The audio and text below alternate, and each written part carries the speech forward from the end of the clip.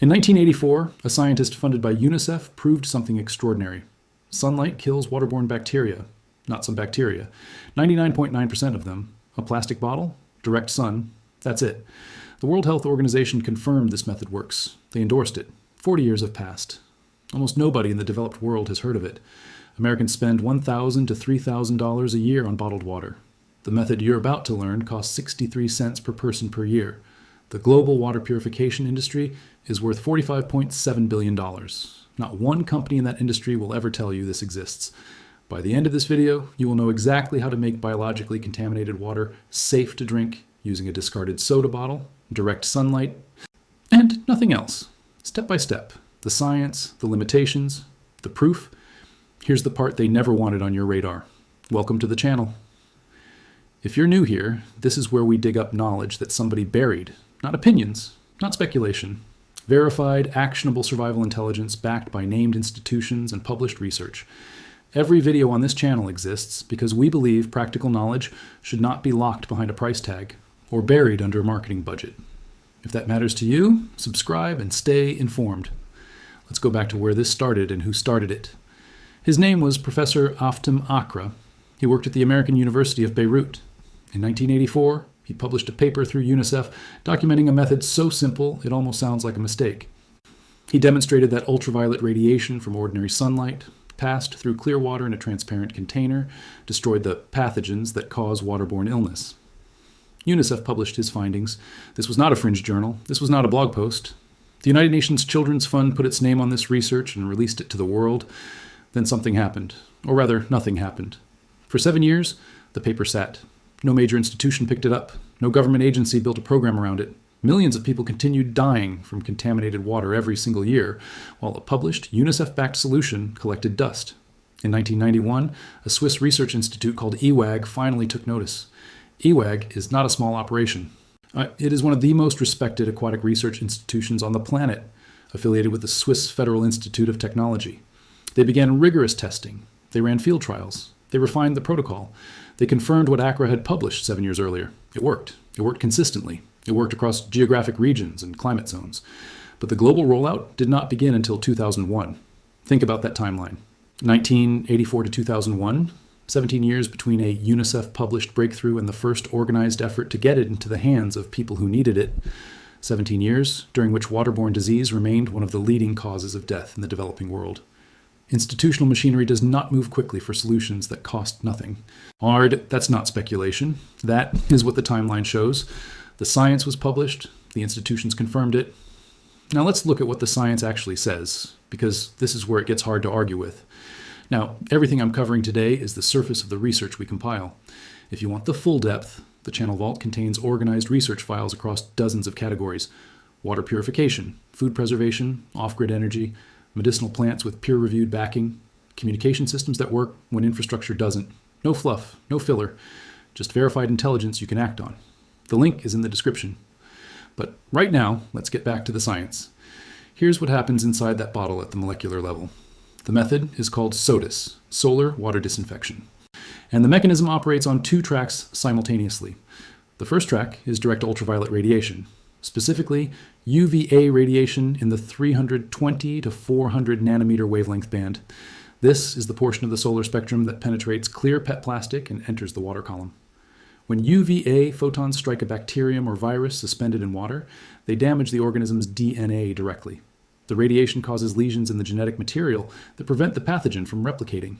An organism that cannot replicate cannot infect you, but that is only half the mechanism. The second track is oxidative destruction. When UVA radiation hits water molecules, it generates what chemists call reactive oxygen species. 3 specific molecules do the killing: superoxide radicals, hydrogen peroxide, hydroxyl radicals.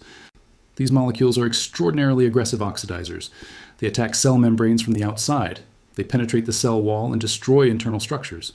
The pathogen is being damaged from the inside by UV radiation and dismantled from the outside by reactive oxygen species at the same time. Now add heat. When the water temperature inside the bottle reaches 45 degrees Celsius, which is 113 degrees Fahrenheit, something remarkable happens. The thermal energy in the UVA radiation becomes synergistic. The kill rate accelerates dramatically. Below that threshold, each mechanism works independently. Above it, They multiply each other's effectiveness. This is not theoretical. This was tested in the field. In Ethiopia, researchers conducted controlled trials measuring the incidence of diarrheal disease in communities using SODIS versus communities that did not. Before the intervention, diarrheal disease incidence stood at 31.8%. After SODIS implementation, it dropped to 18.3%. That is a 42.5% reduction. In a region where diarrheal disease is one of the leading killers of children under 5 years old, a plastic bottle and sunlight cut the disease rate nearly in half. Right now, today, more than 4 million people across more than 25 countries use this method as their primary means of water disinfection. Not as a novelty, not as a backup, as their daily source of safe drinking water. So the science works. The field data proves it. 4 million people use it right now. The question you should be asking is this: why have you never heard of this? Follow the money. The global water purification market is currently valued at $45.7 billion. By 2034, analysts project it will reach $88.8 billion. That is not a stagnant industry. That is a growth sector. The companies driving that growth have names you recognize: Brita, Culligan, Pentair, A.O. Smith. Together, the top 5 companies control roughly 1/3 of the global market. Their business model depends on one thing: recurring revenue. Think about how you interact with water purification right now. If you own a pitcher filter, you replace the cartridge every 2 to 3 months. That costs $20 to $60 a year. If you have a whole house system, you paid $1,000 to $5,000 up front and spend $200 to $500 a year in maintenance. If you buy bottled water, your household spends $1,000 to $3,000 every single year. Every one of those products requires you to come back. Replacement filters, maintenance contracts, another case of bottles, that is the model. Ongoing consumption, permanent dependency. Now consider SODIS. It costs 63 cents per person per year. It uses a discarded bottle and sunlight. It cannot be patented. It cannot be branded. It cannot be sold through retail distribution channels. There is no intellectual property to extract from sunlight and a PET bottle. There is no subscription to create. There is no cartridge to replace. There is no quarterly revenue to report to shareholders. You do not need a leaked memo to explain why this method stays buried. The market itself is the suppression mechanism. No corporation with a fiduciary duty to shareholders will promote a free alternative that eliminates the need for every product it sells. And the WHO, they endorsed SODIS quietly, published the guidance, made it available. But they did not launch a public awareness campaign in developed nations where the water purification industry operates at full scale. The institutional silence is not conspiracy. It is structure. It is incentive. It is 45.7 billion reasons. Now, before you grab a bottle and head outside, there's something you need to hear. And I am not going to sugarcoat it. If you are finding this useful, take 1 second and hit subscribe. This is how we keep doing this work. No sponsors. No filter companies in the background. Just research. Now, here's what SODIS cannot do, and this part could save your life. SODIS is disinfection. It is not purification. That distinction matters enormously. Ultraviolet radiation and reactive oxygen species destroy biological organisms, bacteria, viruses, most pathogens that cause waterborne illness, but they do absolutely nothing to chemical contaminants. If your water contains heavy metals, SODIS will not remove them. Pesticide runoff, still there after 6 hours in the sun. Petroleum products, untouched. Radioactive isotopes, completely unaffected. If you are in a nuclear fallout scenario, SODIS is not your answer. Understand that clearly. This method addresses biological contamination only.